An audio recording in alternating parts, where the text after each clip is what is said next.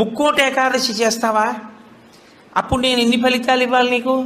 23 ఏకాదశుల ఫలితం ఇవ్వాలి. అథవా ఈ ఏకాదశితో కలిపి 24 ఏకాదశుల ఫలితం ఇవ్వాలి. కానీ నేను ఒకటి ఎక్కువ అడుగుతాను, దానికి తగినంత నీకు ఇస్తాను. నేను అడిగిన ఎక్కువ చెయ్యాలి.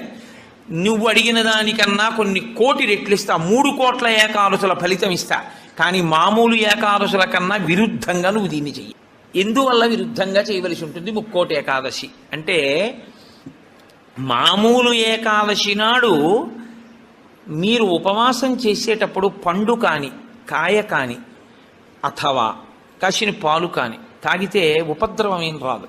దానికి దోషం పట్టదు శాస్త్రం. ఎందుకంటే శాస్త్రం